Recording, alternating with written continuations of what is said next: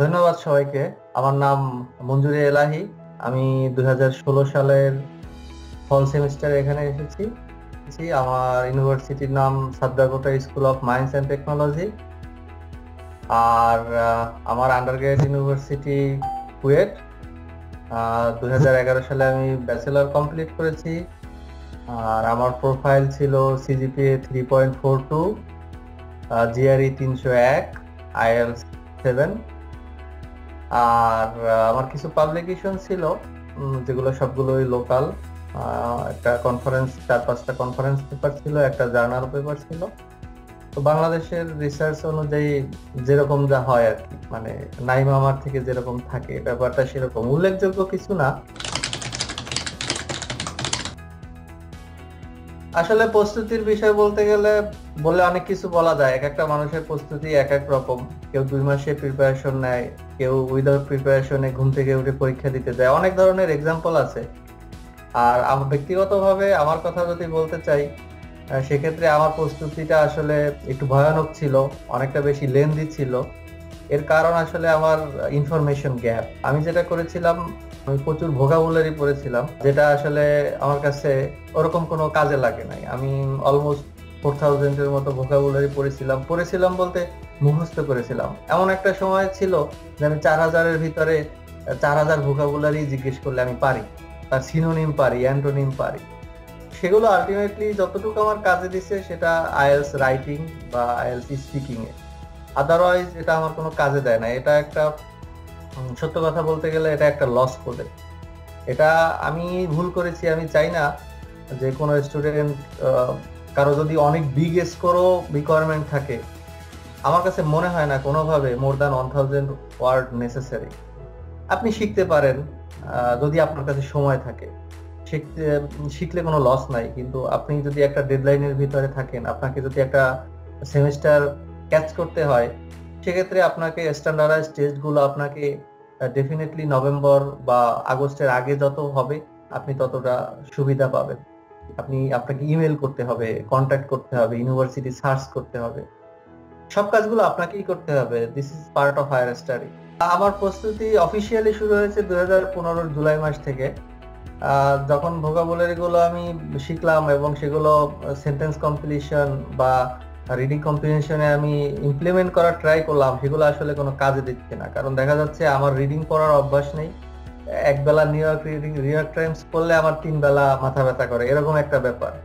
একটা খুব অনীহা রিডিং পড়ার প্রতি। এই জিনিসটা যেমন আমাকে রিডিং কম্প্রিহেনশনে খারাপ একটা ফিডব্যাক দিয়েছে, ঠিক একইভাবে সেন্টেন্স কমপ্লিশন বা নামটা আমি ভুলে গেছি, শূন্যস্থান বলি আমরা সংক্ষেপে, তো এগুলোতে আসলে খুব বেশি কাজে দেয় নাই। আমি এর কারণে অনেকটা মানে ফ্রাস্ট্রেটেড ছিলাম যে আসলে প্রস্তুতির পথটা অনেক দীর্ঘ হওয়ার কারণেও আমি আসলে ভার্বাল পার্টে ভালো কিছু করতে পারতেছি।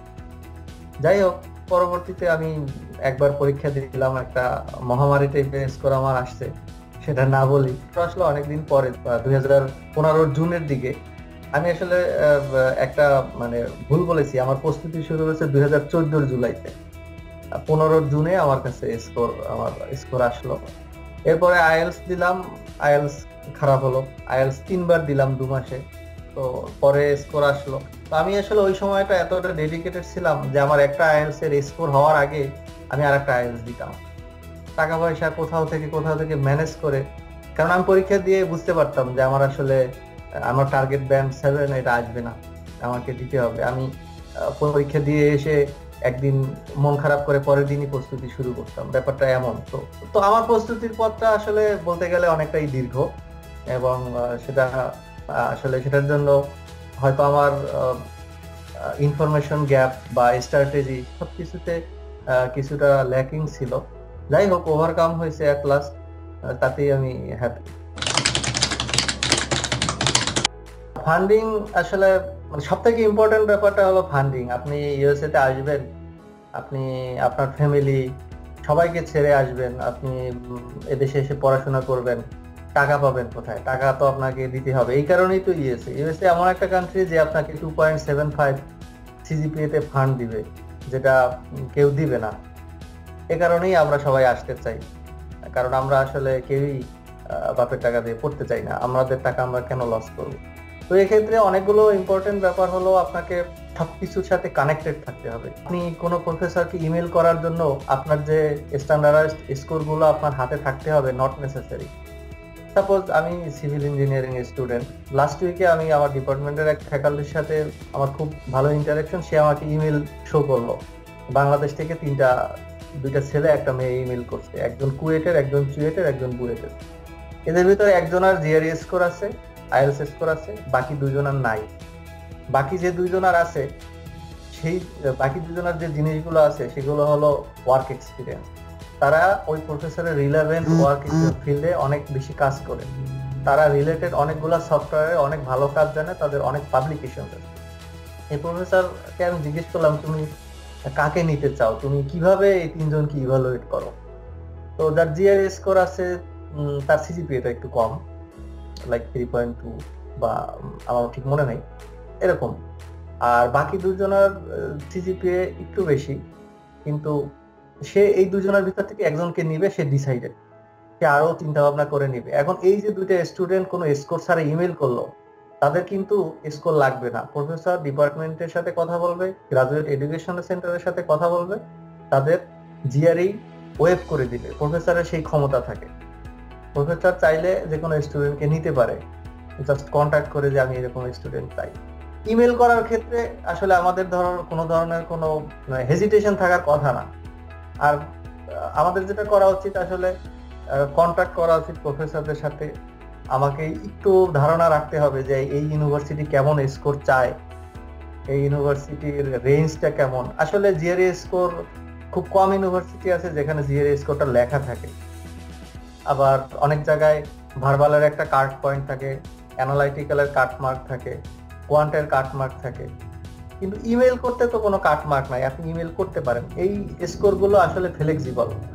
আপনি প্রফেসরের সাথে কন্ট্যাক্ট করবেন, আপনার কি আছে সেগুলো শো করবেন। আপনার স্কোর নাই, স্কোর হবে, কিন্তু আপনার রিসার্চ এক্সপিরিয়েন্স আছে, আপনার রিলেভেন্ট পাবলিকেশন আছে, তো আপনার ইমেল করতে সমস্যা নাই। এই কমিউনিকেশনটা অনেক বড় ব্যাপার। আর যতটুকু ট্রাই করা যায়, যাদের সিজিপিএ আসলে 3-এর নিচে, এখনো আরো 2 সেমিস্টার 3 সেমিস্টার বা একটা বছর এখনো আছে, ভাবতেছেন হায়ার স্টাডির জন্য ইউএসএতে আসবেন, প্রস্তুতি নিচ্ছেন, সিজিপিএ নিয়ে অনেক চিন্তিত, তাদেরকে আপনার যতটা সম্ভব ততটা আপনি ট্রাই করেন। সিজিপিএ এমন একটা জিনিস যেটা আপনি কখনো আর রিট্রাইভ করতে পারবেন না, এটা আপনি ব্যাক করতে পারবেন না। তো আপনি প্রস্তুতিটা পাশাপাশি নেন, আপনার প্রস্তুতি জিআরই, আইএলটিএস বা টোফেল যাই বলি না কেন, এই প্রস্তুতিগুলো যেন আপনার সিজিপিএ কে হ্যাম্পার না করে। আপনি নিয়মিত কন্ট্যাক্ট করেন প্রফেসরের কাছে, কোন প্রফেসরের কাছে ফান্ড আছে এটা আপনি জানেন, তার ওয়েবসাইটে ঢুকেন, ওয়েবসাইটে না পেলে গুগল স্কলার আছে, রিসার্চ গেট আছে, এগুলোতে ঢুকে সে রিলেভেন্ট মনে করেন তার রিসেন্ট কয়েকটা বছরে অনেকগুলো পাবলিকেশন আছে, দ্যাট মিনস তার কাছে টাকা আছে, কারণ ওইগুলো থেকে সে প্রজেক্ট চালাইছে, ওগুলো থেকে সে পেপার পাবলিশ করতে পারছে। ওই ইউনিভার্সিটিতে বাংলাদেশ স্টুডেন্ট অ্যাসোসিয়েশন থাকতে পারে, সেখানে বড় ভাইয়ের সাথে কন্ট্যাক্ট করেন।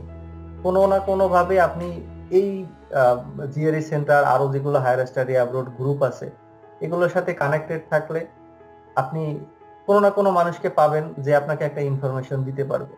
এই ইনফরমেশন গুলো আপনার কাছে একটা অ্যাসেট। আপনি এবার ফান্ড পেলেন না, পরের বার ওই প্রফেসরের কাছে ফান্ড থাকতে আপনি যেতে পারেন। তো এটা হলো আপনার আসলে সবকিছুর একটা কম্বিনেশন। আপনাকে একটা স্কোর অ্যাচিভ করে আপনি যদি বলেন আমার এই স্কোর হয়েছে, আমি কি ফান্ড পাবো, এই প্রশ্নটা আসলে উত্তর স্বয়ং বিধাতা ছাড়া কেউ দিতে পারবে না। আপনি অ্যাপ্লাই করবেন, সবকিছু করবেন, সবকিছুতে আপনি যখন একটা লেভেলে চলে যাবেন, আপনি যখন আইডেন্টিক্যাল কিছু হবেন না, আলাদা কিছু হবেন, ডিফারেন্ট কিছু হবেন, তখন একটা প্রফেসর আপনাকে নিবে। তো বিষয়গুলো আসলে কোরিলেটেড, আপনি আসলে শুধু একদিকে ঝোঁক দিয়ে সব জিনিসগুলো আনতে পারবেন না। তবে আমি অবশ্যই বলবো জিআরই স্কোর খুবই ইম্পর্টেন্ট একটা ব্যাপার।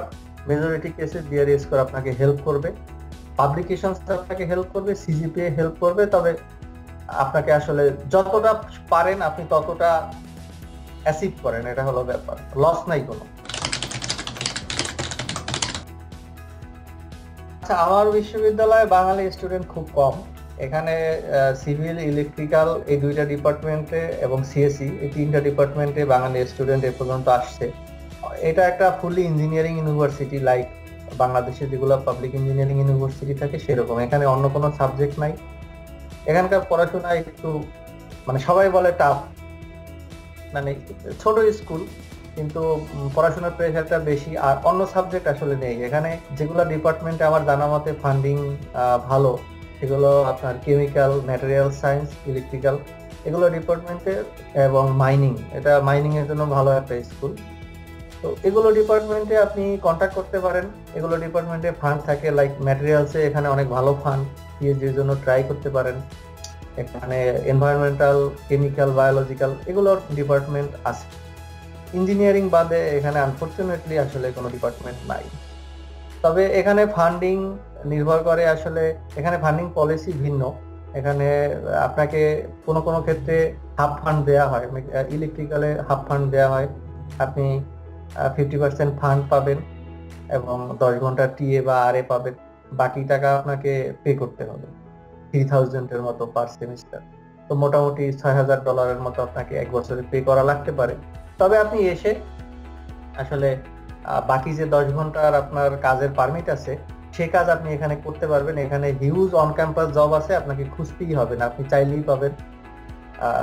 অন ক্যাম্পাস জব গুলো library, campus safety, reception, dining, এগুলো মিলিয়ে ঝিলিয়ে থাকে, সারা বছর থাকে। তো এই কারণেই আসলে যারা টাকা দিয়ে আসে তারা এখানে আসে মূলত, কারণ আমার একটা কাজের স্কোপ আছে, আমি লিভিংটা ওটা দিয়ে ম্যানেজ করতে পারবো। আর ফান্ডিং কোথায় আছে এটা আসলে নির্ভর করে কোনো স্টেট বা কোনো স্কুলের উপরে না, আপনাকে খুঁজে খুঁজে খুঁজে খুঁজে বের করতে হবে। ঘন্টার পর ঘন্টা ইমেল করে আপনাকে সময় দিতে হবে। জিআরই আইএলটিএস প্রিপারেশনে যা সময় দিচ্ছেন তার দ্বিগুণ তিনগুণ সময় আপনাকে দিতে হবে। তবে এই সময় আসলে কোনো মানে হতাশা থাকবে, কিন্তু যেহেতু আপনার স্কোর আছে, আপনার ওটা অ্যাসেট, আপনি এবার না হয় পরের বার আসবেন। তো এই ডেডিকেশনটা থাকতে হবে যে আমি আমি আসবোই আসবো, টুডে অর টুমরো। সুযোগটা আসলে তৈরি করে নিতে হয়, সুযোগ কাউকে দেয় না, সেটা বাংলাদেশে হোক আর আমেরিকায় হোক। এখানে আসলে পড়াশোনার লেভেলটা ভিন্ন। আমরা যেভাবে পড়াশোনা করি এখানে পড়াশোনাটা মানে প্র্যাকটিক্যাল জিনিসটা অনেক বেশি এবং আপডেটেড জিনিসটা অনেক বেশি।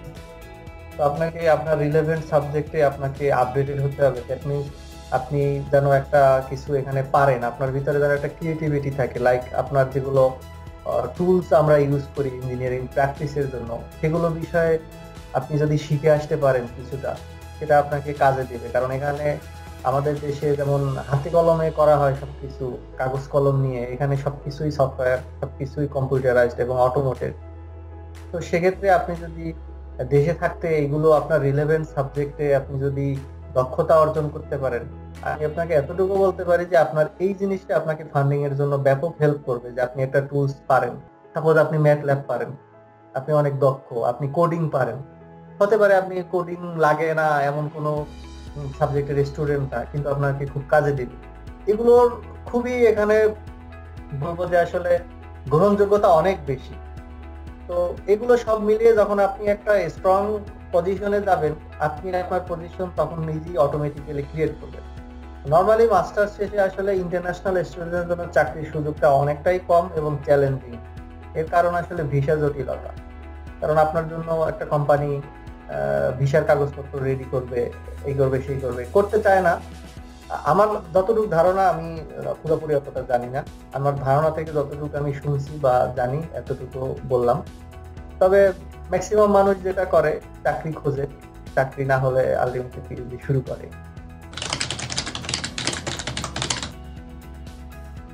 সবার মতো আমিও কমন একটা জিনিস মিস করি, আসলে বাংলাদেশের ফ্যামিলি মিস করি, বাংলাদেশের খাবার দাবার মিস করি, টঙের চা মিস করি। এখানে আসলে কিছু নাই, সত্য কথা বলতে বাংলাদেশি ফুড এখানে কিছুই নাই। এখানে খাবার দাবার তবে অ্যাডাপ্টেশন আসলে অনেক বড় ব্যাপার। আপনাকে নতুন একটা পরিবেশের সাথে, কালচারের সাথে একটা কালচার শক থাকে, সেটার সাথে আসলে আপনাকে ফিট হইতে হয়। তবে এখানে যেটা নাই আসলে, মানে আমাদের দেশে যে ভেজাল জিনিসগুলো আসলে থাকে, আনফরচুনেটলি এই জিনিসগুলো এখানে নাই। আর একটা জিনিস মিস করি, সেটা ট্রাফিক জ্যাম। এখানে আসলে কোনো ট্রাফিক জ্যাম নাই। আর এখানে মিস করার মতো আসলে বলতে গেলে অনেক কিছু, সবকিছুই মিস করি।